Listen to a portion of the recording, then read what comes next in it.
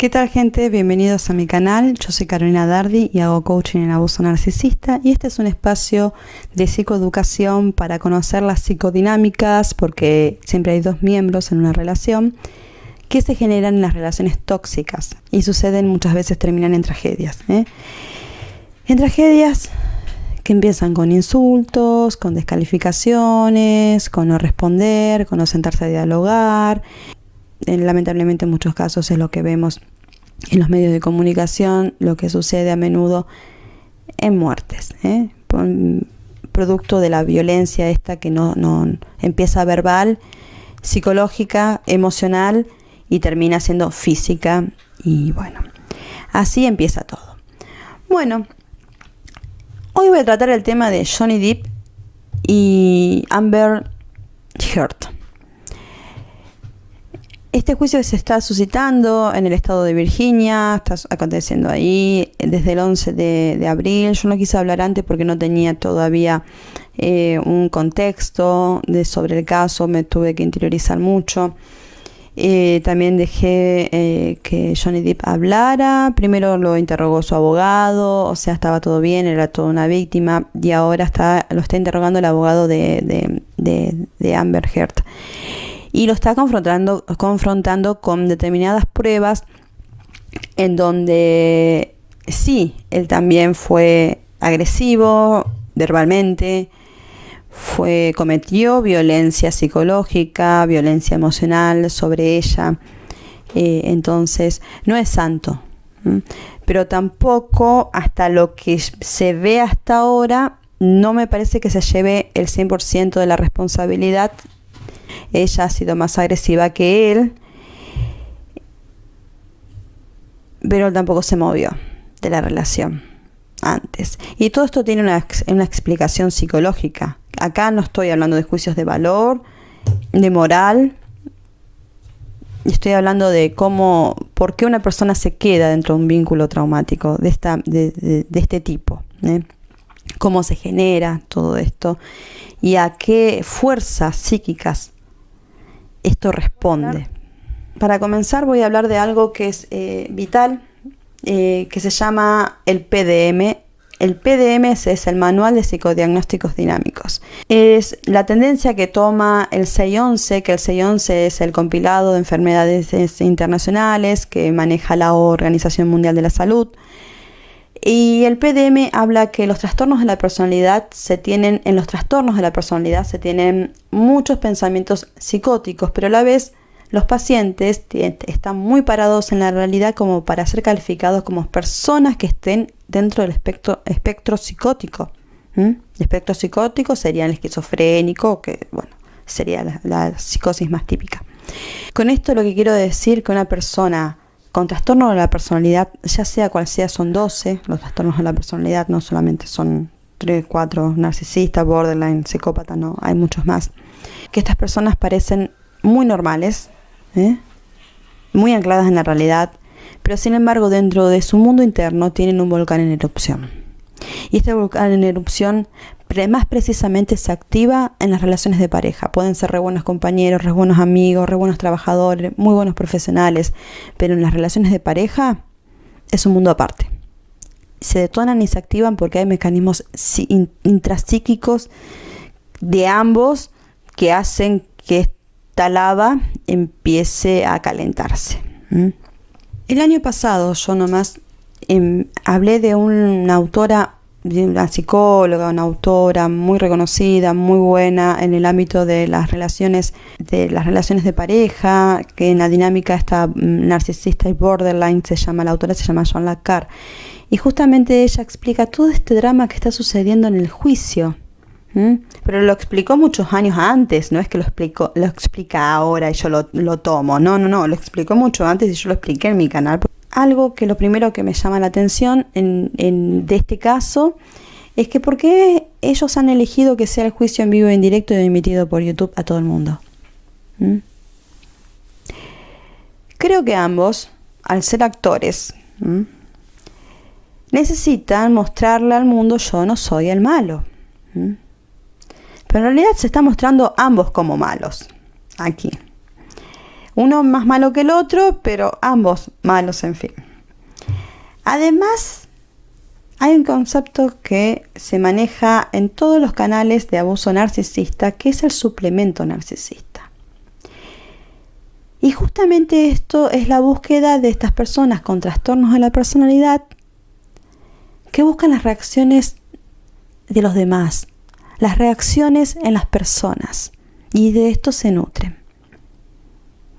Al no tener tienen un verdadero yo prácticamente fosilizado, que no le funcionan, es un niño temeroso, que ni sale. Al tener esto muy metido adentro de ellos, el falso self de ellos amortigua toda la carga de dolor que el niño interior, que ese verdadero yo, no puede soportar, o cree que no puede soportar. Verdadero yo es justamente este niño lastimado, herido, que tiene miedo de salir afuera, a interactuar con las personas, a interactuar con el mundo, con el ambiente.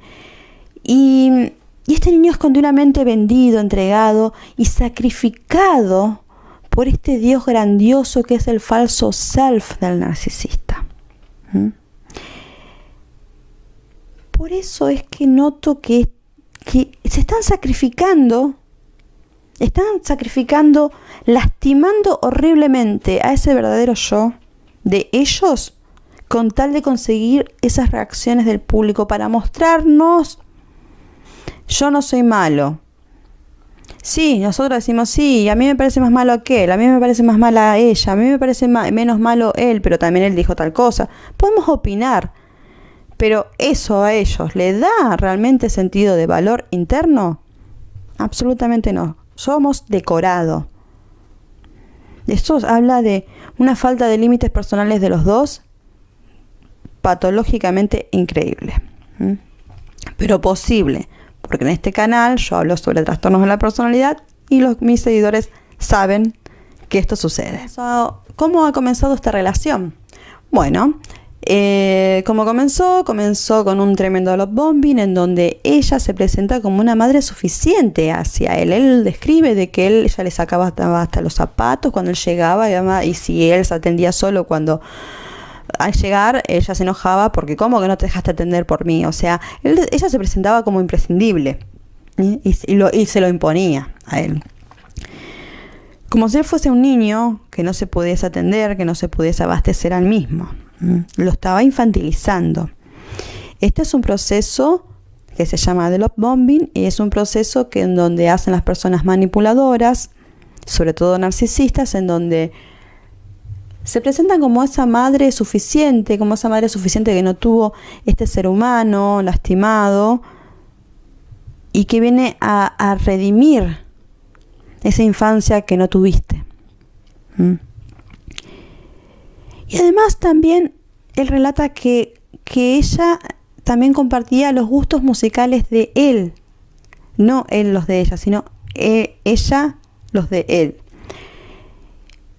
Y las personas que siguen mi canal, yo he subido un video muy cortito en donde he hablado de la programación neurolingüística. Los psicópatas narcisistas, las personas límites también hacen esto de enviarle canciones a sus parejas o sus potenciales parejas como para conectar emocionalmente, para activar emociones profundas. Porque ellos no pueden sentarse y decirte, ay, me encantás. Te dicen esas cosas, pero muy superficialmente, idealizan al otro, no sobre algo de la realidad, porque no te conocen en realidad. Al principio vos no te conocés. Uno en el proceso de enamoramiento tiene que ir conociendo a Juan. Uno no nació con Juan, tengo que ir conociéndolo para aprender a amarlo. Es así. Pero bueno, ellos ya creen que ya te conocen de entrada, ellos conectan y hacen esas creencias de que flasheé, conecté, no sé. En realidad es desregulación emocional, eso no es conectar con nadie. Y lo hacen a través de esta manera, a través de canciones, que es una estrategia manipulativa. Y Y hay que hacer una diferencia entre lo que son los sentimientos y lo que son las emociones. Las emociones las tenemos todos, incluso los narcisistas, los borderline, incluso los psicópatas las tienen. Sí, los psicópatas las tienen, las emociones. Lo que pasa es que tienen que ver con ellos, no con la empatía. Y en cuanto a los sentimientos son la expresión consciente de las emociones. Ellos es muy difícil que puedan llevar al plano el plano externo, exteriorizar sentimientos, ser conscientes de sus emociones. Es muy difícil que lo hagan. Por parte de Johnny Depp noto mucha vergüenza, pero él sigue adelante. Claro, ya no se puede volver atrás. Y esto no se trata solamente de que, este juicio no se trata solamente de que se está vendiendo ese verdadero yo. Acá también se están disputando cuestiones millonarias. Él la demanda a ella por 50 millones, ella lo reconvino por 100. Y a pesar de ello, lo noté con tristeza. O sea, no es una cuestión. Me parece que este juicio tengo la sensación de que va mucho más allá del dinero. Y ya lo noté mucho con tristeza. Cuando él relata los abusos físicos y verbales de ella, él lo expresa mucha tristeza. Tengamos en cuenta que es un actor. Él sabe sobre el lenguaje no verbal. Si no, no sería actor. Si no, no sería Jack Sparrow. Entonces, él sabe manejar el lenguaje no verbal. Pero lo veo con tristeza. No sé si es real o es actuada, pero lo veo con tristeza. La tristeza se expresa a través de un gesto, bueno, la boca así, tiene microexpresiones que hace la boca así tipo puchero. Las cejas se ponen así en medio. Yo tengo un poco las cejas caídas, así que yo no soy buen ejemplo. Pero se ponen en esta posición, no es que yo esté triste, las tengo caídas. Y se ponen en esta posición y se arruga la frente. Así. Bueno, lo he notado con esa expresión. Y muchas microexpresiones de puchero. Pero él no solamente relató esto, sino que empieza relatando su infancia. Una de las primeras audiencias él relata su infancia. Y la verdad que si esto no se hace en un proceso terapéutico dentro de la intimidad, de un proceso terapéutico donde además es todo muy gradual, en donde la persona va exponiendo a su perpetrador o a sus perpetradores de su vida, y en donde el terapeuta le va enseñando a reconocerse como víctima de esos abusos, en donde la vergüenza tiene que ser del perpetrador y no de él. Yo no quiero estar en los zapatos, en la camisa de Johnny Depp en este momento, porque tener que lidiar contra esa vergüenza a un público tan masivo, no way. Quiero que presten atención a esto. Yo les voy a ir poniendo, yo ahora estoy grabando el video, no lo estoy viendo en este momento, pero le voy a ir poniendo todo el lenguaje no verbal que él tiene. Cuando empieza a hablar de su infancia, a él se le arruga el área de las cejas y esto representa enojo, hace este gesto. Fíjense. But can you please tell the jury in your own words about your childhood upbringing?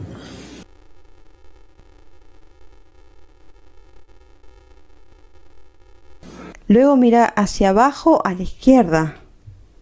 Eso representa diálogo interno. Se acomoda la corbata en señal de distraer al otro, darse tiempo a sí mismo, tener un poco el control. Y como lo que va a decir le va a causar angustia, sabe que le va a causar angustia, que es angustioso, hace una pausa y da un suspiro y le sale del alma. Luego se ríe, pero no porque sea chistoso, sino por la vergüenza, justamente. Y baja la mirada, no hace contacto visual, pero esto no lo hace porque esté mintiendo. Las personas cuando no te hacen contacto visual es porque están mintiendo, por lo general están mintiendo. Pero a esto lo hace justamente por vergüenza y además también puede ser para darse tiempo para ver qué cara va a poner. En el caso de que fuese Johnny Depp, tuviese trastorno límite, la persona con trastorno límite se percibe a sí misma como una víctima. Entonces va a poner cara de víctima, cara de angustia y victimización. Puede ser que haya sido por eso, puede ser que muy probablemente, poniéndolo en contexto, realmente sea lo que va a contar es que es angustiante. Me da la sensación de que es eso. No estoy dentro de la cabeza de él, pero me da la sensación esa. But can you please tell the jury in your own words about your childhood upbringing?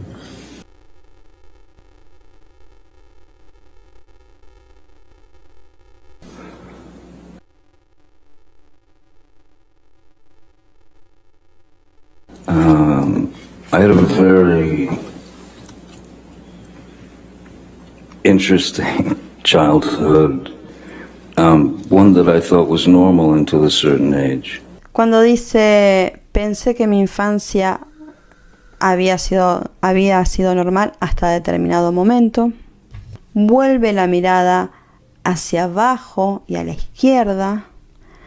Fueron unos segundos, pero en estos segundos se le revolvió el mundo interno. Incluso se coloca la mano en la cara cuando va a decir que la madre nació en Kentucky.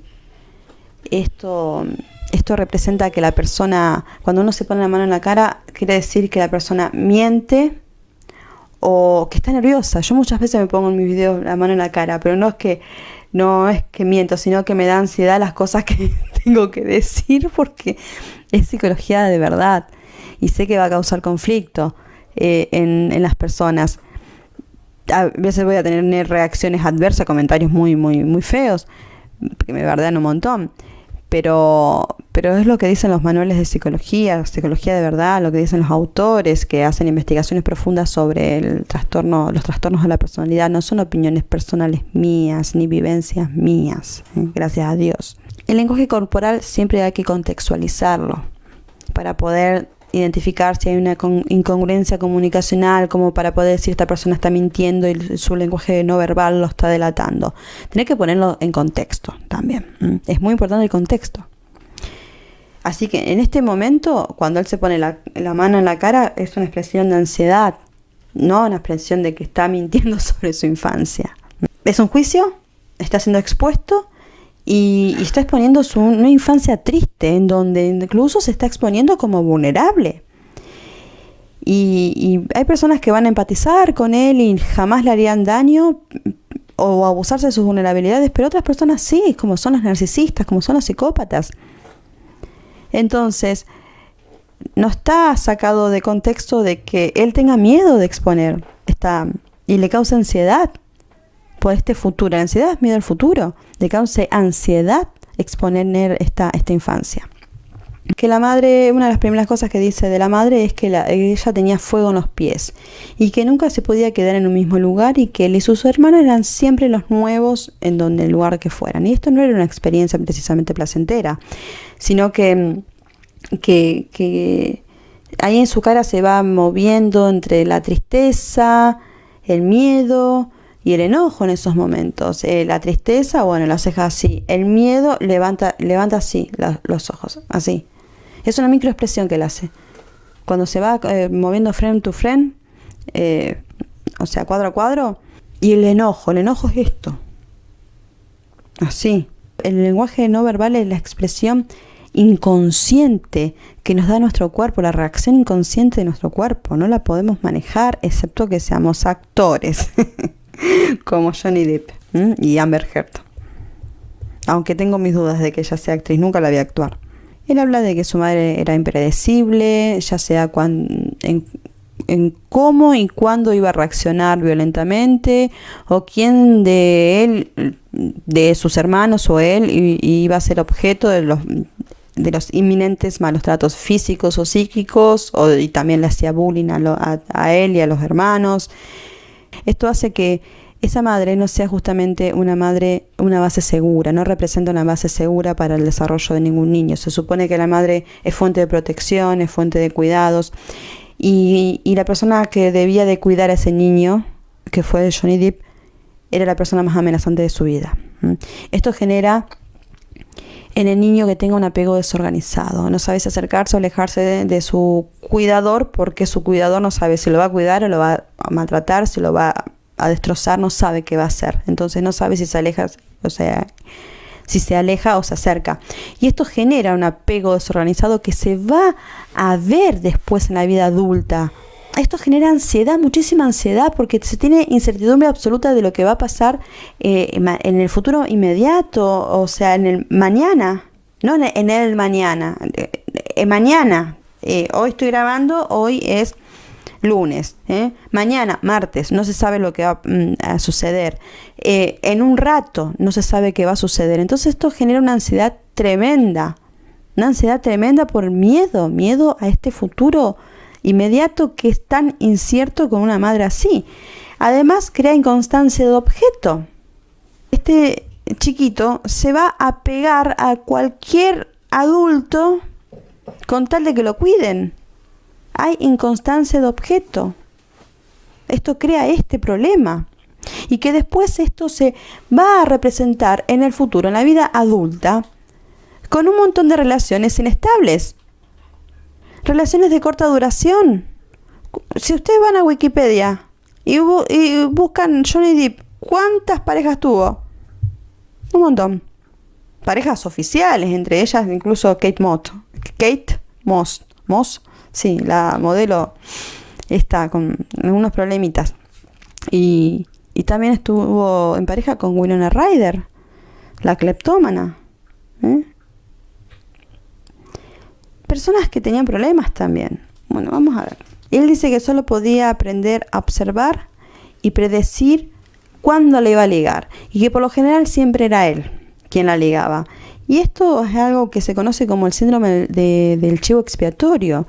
Y hay familias muy disfuncionales que drenan todo su odio y toda su locura en el cuerpito de una criatura, en el cuerpito de uno de sus hijos. Esto existe. Hay un caso muy triste en Netflix que se llama Los juicios de Gabriel Fernández, en donde se habla de este tema. Un juicio, es muy dura de ver esa serie, no quiero hacer spoiler, pero sí una advertencia, trigger warning. A niño lo matan. Lo matan entre la madre y el padrastro. Terrible fue. Cuando Johnny Depp habla del abuso verbal que cometía la madre, él dice que él mira hacia abajo, hacia la derecha. Y cuando una persona mira hacia abajo, hacia la derecha, es porque está recordando el dolor, los olores, las sensaciones, las emociones, sentimientos en ese caso, porque sería consciente. Y él dice que él aprendió a soportar el dolor físico, pero que pudo aceptar que le peguen, pero nunca entendió el bullying, el abuso psicológico, nunca lo entendió, nunca lo aceptó, y que eso era lo que más le dolía. Y las palabras son realmente las que más hieren y las que más introyectan y las que más generan problemas emocionales en las personas en su vida infantil, obviamente, y en la vida adulta luego, porque se llevan y se arrastran durante toda su vida, a menos que se trate. Pero él dice esto también, y esto es muy sintomatológico, porque él está diciendo: acepto que me pegues con tal de que me aceptes tal cual soy, así como soy, un niño que no le funciona el ojo izquierdo, porque la madre le hacía bullying por esto. Él tiene un problema en su ojo izquierdo que dice que está prácticamente ciego. Yo pensé que usaba esos lentes porque tenía toda la onda para vestirse. No, resulta que está ciego un ojo, Johnny Depp, y ahí lo confesó en el juicio. Y que la madre le hacía bullying por esto. Entonces él con tal de que la madre lo quiera y lo acepte, él se dejaba pegar y aceptaba los golpes. Eso después se traslada en su vida adulta. Y de hecho, él, ¿por qué no se fue antes de esa relación? Por este motivo. Porque él había aprendido muy chiquito de que esa manera una mujer, su primer objeto de amor, lo podía aceptar. Que de esa era la única manera que él se podía quedar al lado de su objeto de amor, de su primer objeto de amor. Y también otra cosa que me llama muchísimo la atención es que él no tiene la misma emoción de tristeza, miedo, enojo con el padre. Y eso es muy llamativo, porque dice que lo describe como una persona tranquilo y equilibrado, que recibía todo el abuso de su madre y que se la aguantaba, se lo tragaba, que nunca le respondió con violencia verbal ni con violencia física hacia la madre, pero sí agarraba las paredes. En unas cuantas ocasiones agarró a puñetazos las paredes, incluso se lastimó la mano el padre. De esta manera considero que Johnny Depp introyectó esa manera de causarse dolor a sí mismo para soportar esas... porque que te agredan te genera una estimulación, una reacción, un estímulo externo. Es un estímulo externo y genera una adrenalina, genera un montón de emociones y fuerzas dentro del otro ser humano que está siendo sujeto pasivo de las agresiones. Y esto necesariamente tiene que salir para poder drenarse y quedarse en el olvido.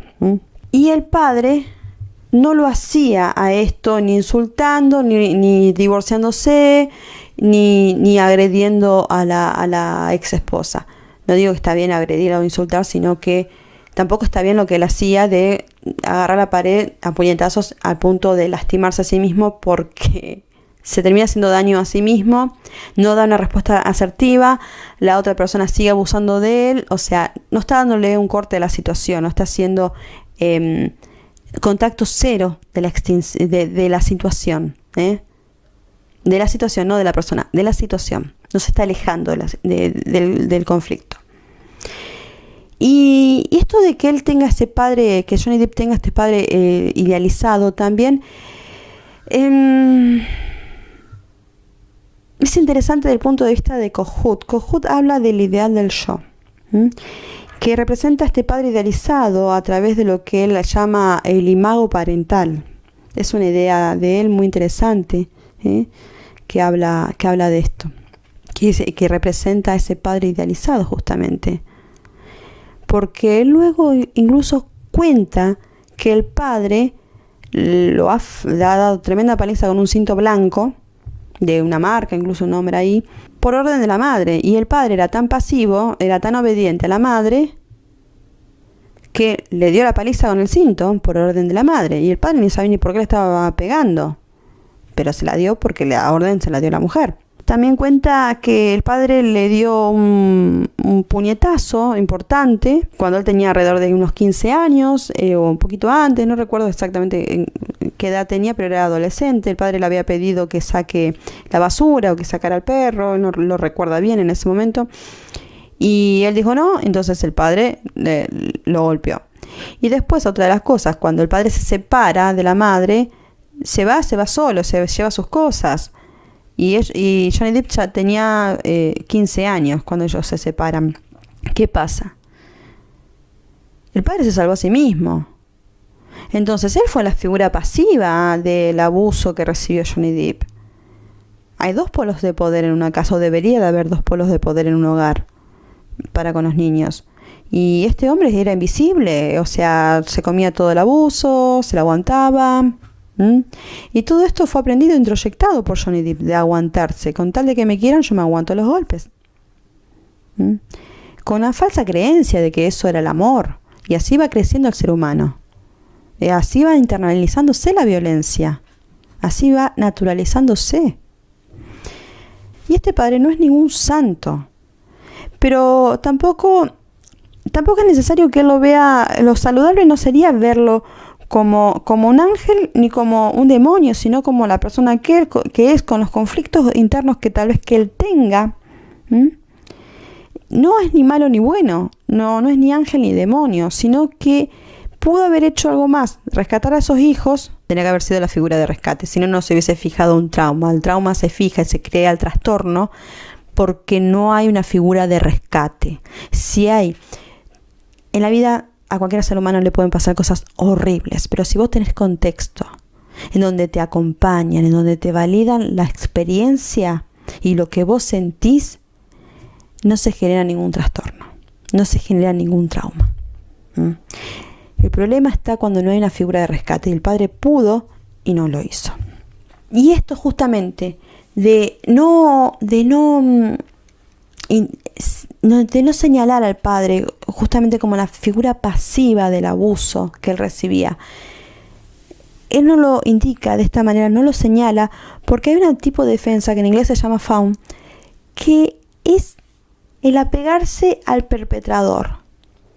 Con tal de no quedarme solo, en la falsa creencia de ello, que Johnny Depp está, por supuesto, está hablando su niño interior, su niño herido en ese momento, pero en la falsa creencia de que él todavía es un niño, en vez de decir, no, mi padre también no fue ningún santo, era un tipo tranquilo, equilibrado, pero era un tipo muy dominado por mi madre estaba loca, mi padre suscribía su locura. En vez de decir eso que hubiese sido más realista, él lo idealiza. Y lo idealiza ¿por qué? Porque él cree que necesita, en realidad no necesita, él cree que necesita idealizar a ese padre para pegarse a uno de sus padres para tal vez no sentirse tan solo, para no sentirse tan vacío y tan solo.